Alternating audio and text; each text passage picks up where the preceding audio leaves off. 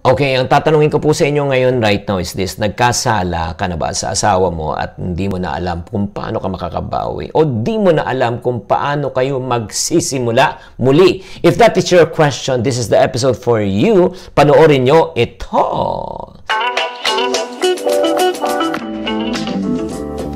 Hi there, this is Cheng Kitan, also known as Mr. Cheng Positive. Ako po si Novi Antan. Hello. Okay. Actually, yun nga, in this episode, ang pag-uusapan po natin are the tatlong bagay that you can give back to your spouse, no? In order to win their trust again. Oo, eh. Kung napanood niyo po yung isa naming episode that we talk about regarding infidelity, pag nahuli niyo na yung talagang spouse na nagkaroon infidelity, we talk about there on how to manage. Ito naman po, pag ito po yung time na yung nasa process na kayo, anong gagawin nyo para ma-restore ang inyong marriage? Yes. Kung gusto nyo mapanood yung episode and you missed that episode, please click down at the description box. May link po doon so that you'll be able to watch that episode. So I'll start with the story. Actually, I can still remember nung may nagpa-counsel sa atin dalawa. Nung na-realize niya yung husband niya ay nagkaroon ng tinatawag na affair. Diba? Ang hirap talaga, especially na yung part ng discovery. And then, nung na-discover na niya, syempre yung lalaki, sinusuyo naman si babae. Diba? At minsan, ang hirap tanggapin talaga ng mga misis na, yun nga, pabalikin. Diba? Parang may wall na siya. Why do you think nagkakaroon ng wall pagka, let's say, the trust is broken? Definitely. Syempre, diba, nung pumunta kayo sa altar, you really have promises to be faithful with one another. Pag na-broken yun, talagang, wow, parang guguho, magkakaroon ng earthquake at volcano eruption in everywhere. So, trust is really the foundation of marriage. No matter what. So, pag ma-broken po yun, kailangan po natin i-fix na unti-unti. Pero, kailangan natin ng cooperation on how to do that. Yeah. Ako, I still remember, ngayon ko na naalala kasi a while ago, you were asking me. Ako naman, girl yun. Girl naman siya. And matagal na niyang gustong sabihin sa asawa niyang lalaki, pero hindi niya masabi. Na unfaithful siya? No, yung babae. Wow. Oo. Pero, alam mo, nakakatuwa. Kasi when she prayed about it and we worked it out together, we prayed about it, and I was trying to encourage her na, hindi sabihin mo, huwag kang matakot. You really have to. Talaga yung girl, nagsisisi naman siya sa ginawa niya, no? Pero for her, pag feeling niya, pag nasabi niya, baka wala ng restoration. Tama. Pero alam nyo, later sasabihin ko, bago namin sabihin, Yeah. yung ending. Yung kasi ending. sobrang ganda. Kasi, I just want to clarify, hindi lang ang lalaki ang pwedeng magkasala sa ganitong sitwasyon, pati babae. Okay, wala na pong sinisino-sino to, wala po ng gender. Tama. Babae, lalaki, pwedeng maging unfaithful. Yes, regaining your spouse trust, no, after it's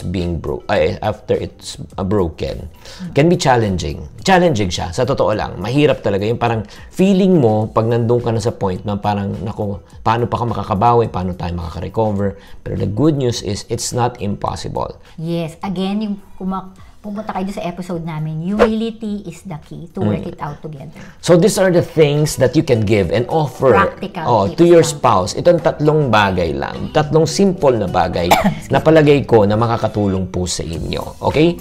Ready na po tayo? Number one. The first thing that you can give is to give back your time. Very important po na yung oras. Kasi pagka nawala na po yung trust, may mistrust na, alam mo, every minute away from your spouse is an opportunity again for Oo, laging may duda factor. Duda factor. Siyempre, hindi alam na asawa, hindi ka naman pwedeng 24 hours talagang kasama siya. Pero, be intentional with your time and precious time. And you're willing to give the opportunity to grow that trust. So, wag kang magbibigay ng space for another doubt anymore. Tama. Kasi, yun eh. Pag absent ka, pwedeng umano yung antena ng spouse.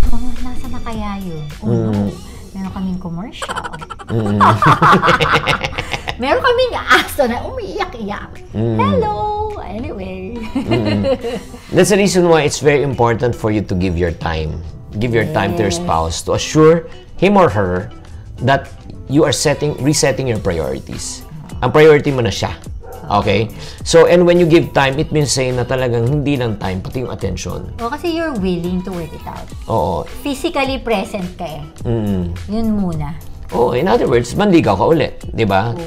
Make an effort. In other words, na talagang ito lang makikiusap lang po. Sa babae, hindi lang manligaw. You have to inform him. That you're there for him, no matter what. Oo nga. Yung in terms of, yung magbigay ka na also, magpakita ka. In other words, ito na lang siguro. Kasi mas simple. Magparamdam ka. Yun. That's number 1. Number 2, ito rin. Para ma-eliminate na talaga yung talagang duda factor. Yeah, with the digital, digital times that we have here. Siguro nung mga time na to, wala pa yan. Pero, ang maganda to, you have to give all your passwords. No matter what, IG, telephone, ano pa ba, mga YouTube, lahat ng mga accounts. You have to give everything. Parang wala ka na talagang tinatago kasi nga minsan baka na-discover pa nga because of the relationship sa para pag tinanong, ini-invade mo yung privacy ko. Syempre nga if you want to win back someone, it shouldn't be according to your terms, but it should be according to the terms of the person that you got hurt. Kunyari, di ba, nagkasala ka sa batas, di ba? Sige, sabi ng batas, 10 years ka. Hindi, gusto ko 10 days lang eh. Kaya ako, alam ko lahat. Alam ko lahat ang password ni Chinky Do. Oo. So, siya nga lagi nag-ask sa akin, mahala na yung password na ganito. Ganyan. Ako hindi ko alam. Ang hirap kaya minsan nire-record ko na talaga, promise. Ang hirap. Ang hirap. Pero, hindi, kidding aside. But it's true. You need to know the passwords. Kasi it's not about actually the password. It's about openness, transparency. Ang ganda kasi nag-establish ka ng baseline na ito yung nag-open siya ng transparency and openness. Kahit di na hingin. Starts from there. Ito lang pakiusap. Kahit na hindi na hingin. Huwag mo lang intayin. I-volunteer mo na. So number 1, give again back the time, and number 2, give your passwords, and number 3, ito pakiusap ko. Give updates. Be proactive. Yung ikaw na mismo mag-usap, mag-text ka kahit na minuto. Nandito na ako supermarket, pauwi na ako, 'di ba? Grabe, parang naluloko kayo sa parang telo na yung tao. No? Hindi naman.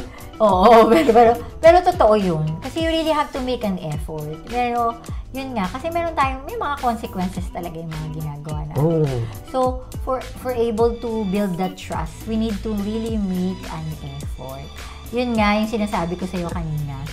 And then one day, talagang, I think years yun, and the girl was able to open up that. And it was really restored. Now, they're really restored. And nashock siya how God, when she opened up that to her husband, yung asawa niya wala, there's no condemnation, and he's willing to work it out. Nung nasabi niya yun. So, akala niya na, feeling niya parang less of a person siya nung i-open up niya. Sir, feeling niya babae ako pa yung naging unfaithful. Naging unfaithful. Walang ganun. Pero, when she prayed and she trust God on that process, at talagang inamin niya, and the guy was also humble enough to understand her wife, where she's coming from. Nagkaroon po ng restoration. Siguro sa pagkukwento ko, parang feeling nyo, para bang, wow, bilis naman.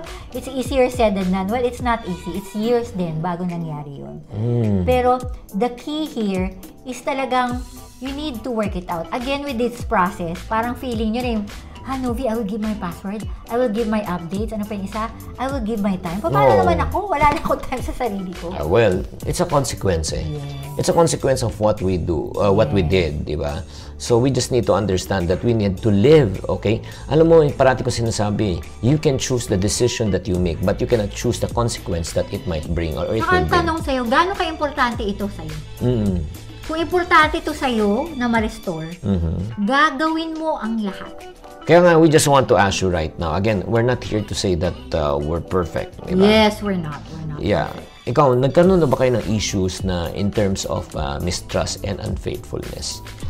Alam mo, ang suggestion ko talaga na talagang, yun nga, aside from watching our first episode, yung episode na sinasabi niya nasa description box. Number 1, again, yun nga, be humble enough talagang to make it work. Give time, give your passwords, at the same time, yung give updates. Very important po yan. And going through this again, siguro paulit-ulit namin sasabihin, you need to be with people that who can mentor you to go through this process and pray for you both. Kasi hindi siya easy eh. Hindi siya easy on that way. And siguro may mga may mga lapses pang mga pwedeng mangyari. Kaya kung hindi nyo kaya, humingi po tayo ng tulong. At dahil sobra pong importante. Paulit-ulit po namin sasabihin yan dahil talagang tayong lahat kailangan po natin ng tulong. We need to ask. Don't be afraid. Don't be afraid. Find people na you can trust and who could be able to go with you through this process. At saka huwag kayong mahiya. Yeah, huwag kayong mahiya. Kasi yung mga hingan nyo na rin tulong, may problema rin sila. Oo.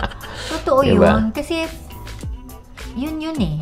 Ako, I believe, I'm really glad that God give us this opportunity, this platform. Yes. It's not easy. We're not saying na, hey, kami, ganito, ganyan. Madam, I came from a broken family. I came from that. I know how it's hurtful to have that kind of family. And it's not really easy. Yeah. Kung sasabihin ko rito sa iyo ay magiging 3 oras na to. Pero kailangan lang maikli para mas matandaan nyo. So anyway, what I'm trying to say here is whatever you decide today in your marriage will always reflect to your next generation. Yes. But don't decide just because na yung mga anak ko ganito ganyan. No, hindi ganon eh. The goal is to really reignite whatever your own spouse needs to work out, and you need to be honest in the process. Restoration is key. Kaya nga, I'll end with this quote. The best way to not need a second chance in your marriage is to remain faithful at all times. Prayer po natin talaga maging faithful tayo sa ating spouse. Prayer talaga natin that we will ask God to give us the grace to be able to resist temptation in our lives. Yeah, and we're encouraging you. Kaya nyo yan. Kayang-kaya nyo yan. Let's fight the good fight. Yes. I hope you like this episode. And then if you do like this episode, please like. And once you like, don't forget also to share this to your friends who you know that it can help them. Don't forget to also subscribe. And once you click subscribe, don't forget to click the bell button pag may mga bagong videos, i-share namin po sa inyo. At parati namin sinasabi, kapag may happy wife, may happy life. Bye! Galing! Medyo sanay siya, no? Siyempre naman, no? Araw-araw ko ito ginagawa.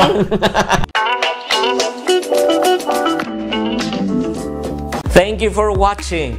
If you want to keep on growing and to stay inspired, subscribe and hit the bell button to get notified. Always think positive.